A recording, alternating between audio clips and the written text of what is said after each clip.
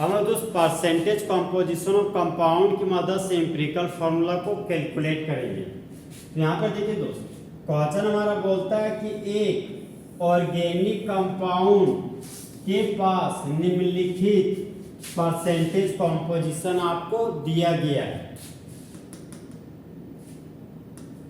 जहां पर कार्बन का परसेंटेज मास 44.68 दिया गया, हाइड्रोजन का परसेंटेज 5.085 दिया गया और ऑक्सीजन का परसेंटेज 54.228 दिया गया। तब हम लोग को दोस्त एम्पिरिकल फार्मूला को कैलकुलेट करना है। तो एम्पिरिकल फार्मूला यहां पर दोस्त कैलकुलेट करने के लिए हम लोग 6 कंपोनेंट का यूज करेंगे। सबसे पहले हम लोग एलिमेंट लेंगे, फिर परसेंटेज मास लेंगे, फिर उसका एटॉमिक मास लेंगे, फिर हम लोग एटॉमिक रेशियो को लेंगे, फिर हम लोग सिंपलेस्ट एटॉमिक रेशियो को लेंगे और फिर हम लोग होल नंबर रेशियो को लेंगे। यहाँ पर देखिए दोस्त, क्वेश्चन में हमको दिया गया है एलिमेंट के रूप में कार्बन, हाइड्रोजन और ऑक्सीजन को लेना है। तो एलिमेंट के रूप में कार्बन, हाइड्रोजन और ऑक्सीजन ले लिए, जहां पर कार्बन का परसेंटेज मास दिया गया है 44.68, हाइड्रोजन का परसेंटेज मास 5.085 दिया गया है, ऑक्सीजन का परसेंटेज मास 54.228 दिया गया आपको। फिर हमको दोस्त एटॉमिक मास लिखना है। तो हम लोग जानते हैं कि कार्बन का एटॉमिक मास 12 होता है। तो यहाँ पर कार्बन का एटॉमिक मास लिख दिए 12। हाइड्रोजन का एटॉमिक मास 1 होता है, तो यहाँ पर लिख दिए 1। ऑक्सीजन का एटॉमिक मास 16 होता है, तो यहाँ पर लिख दिए हम 16। अब हम लोग को दोस्त एटॉमिक रेशियो कैलकुलेट करना है।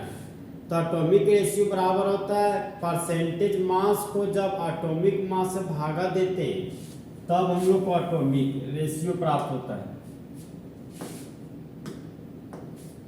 यहाँ पर दोस्त कार्बन का परसेंटेज मास 40.68 दिया गया है, यहाँ पर लिख दिए 40.68। एटॉमिक मास 12 है तो 12 से भागा दे दी। यहाँ पर हाइड्रोजन का परसेंटेज में से 5.085, यहाँ पर लिख दिए हम 5.085। एटॉमिक मास 1 है तो यहाँ पर 1 से डिवाइड दे देंगे।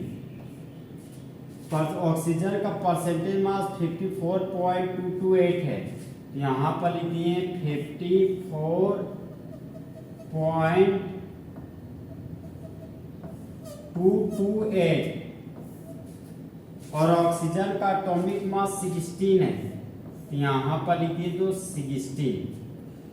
अब देखिए दोस्त 40.68 को 12 से भागा देंगे तो 3.39 आएगा। फिर 1 को 5.085 से भागा देंगे तो 5.085 आएगा और 54.228 को 16 से भागा देंगे तो 3.39 आएगा। तो इन तीनों वैल्यू में से सबसे छोटा वैल्यू हमारा 3.39 है, तो 3.39 से तीनों वैल्यू को भागा देंगे तो सिंपलेस्ट एटॉमिक रेशियो प्राप्त होगा। तो दिया गया वैल्यू हमारा दोस्त 3.39 है, यहाँ पर दिया गया वैल्यू 5.085 है और यहाँ पर दिया गया वैल्यू हमारा 3.39 है, तो यहाँ पर लिखिए 3.39। और तीनों में से सबसे छोटा वैल्यू है 3.39, तो 3.39 से तीनों वैल्यू को भागा देंगे, तो यहाँ पर लिख दिए हम 3.39, यहाँ पर भी 3.39 से भागा दे देंगे और यहाँ भी हम लोग 3.39 से भागा देंगे। 3.39 को 3.39 से भागा दिए तो 1 आया। 5.085 को 3.39 से भागा देंगे तो 1.5 आएगा और 3.39 को 3.39 से भागा दिए तो हम लोग को 1 प्राप्त हुआ। तो सिंपलेस्ट एटॉमिक रेशियो में ये हमारा फ्रैक्शनल वैल्यू आ गया। फ्रैक्शनल वैल्यू को हम लोग डेसिमल वैल्यू कहते हैं। तो जब डेसिमल वैल्यू 1.5 आता है ना, तो उसको होल नंबर वैल्यू में बदलने के लिए 2 से गुना करना पड़ता है। तो हम लोग तो 2 से इन तीनों वैल्यू को गुना करेंगे। अब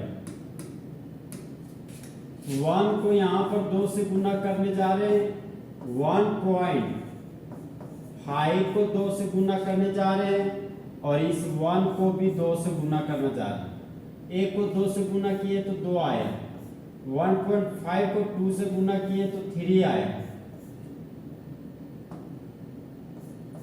1 को 2 से गुना करेंगे तो 2 आएगा। तो इस तरह हमारा दोस्त कार्बन का होल नंबर रेशियो आ गया हमारा 2।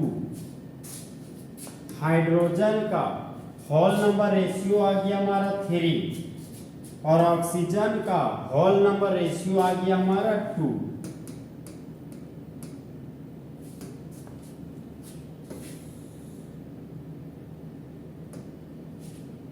तो कंपाउंड का एम्पिरिकल फॉर्मूला लिखना है दोस्तों।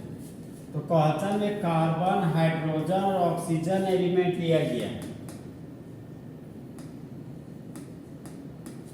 तो यहां पर लिखेंगे कार्बन, हाइड्रोजन और ऑक्सीजन को। कार्बन का होल नंबर रेशियो 2 आया है, यहाँ पर C2 लिख देंगे।